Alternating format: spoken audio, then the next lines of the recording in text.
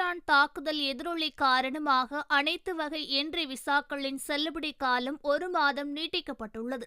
Israel, America, Iran தாக்குதல் காரணமாக America ராணுவ தளங்களை கொண்டிருக்கும் வளைகுடா நாடுகளிலும் ஈரான் தாக்குதலை நடத்தி வருகிறது. இதனால் வான்வெளி மூடல் ஏற்பட்டுள்ள நிலையில் பிப்ரவரி 28 சனிக்கிழமை முதல் அனைத்து வகைகளின் நுழைவு விசாக்களையும் 1 மாதத்திற்கு நீட்டிப்பதாக கத்தார் அரசு அறிவித்துள்ளது. இது காலாவதியான அல்லது காலாவதியாக உள்ள அனைத்து விசாக்களுக்கும் பொருந்தும் என்றும், மேலும் சூழ்நிலைகளை பொறுத்து மேலும் நீட்டிப்புக்கு உட்பட்டது என்று நாட்டின் உள்துறை அமைச்சகம் கூறியுள்ளது. அத்துடன் இந்த நீட்டிப்பு அங்கீகரிக்கப்பட்ட மின் அமைப்புகள் மூலம் தானாகவே செயல்படுத்தப்படும் வகையில் கட்டணங்களில் இருந்து விலக்களிக்கப்படும் என கூறப்பட்டுள்ளது.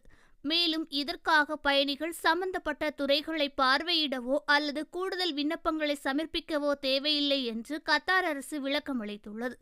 கடந்த பிப்ரவரி 28க்கு முன்னர் நுழைவு விசாக்களில் விதிமீறல்கள் மற்றும் அபராதங்களை சந்தித்தவர்கள் ஓவர்ஸ்டே அபராதத்தை முதலில் தீர்க்குமாறும் வலியுறுத்தியுள்ளது.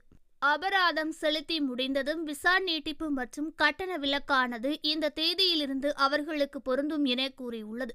அதே நேரத்தில் கத்தாரில் அதிகாரிகள் தொடர்ந்து முன்னேற்றங்களை கண்காணித்து வருவதாகவும், குடியிருப்பாளர்கள் மற்றும் பார்வையாளர்களின் சட்டபூர்வ ஸ்திரத்தன்மையை உறுதி செய்வதற்கு தேவையான நடவடிக்கைகள் சரியான நேரத்தில் எடுக்கப்படும் என கத்தார் அரசு கூறியுள்ளது.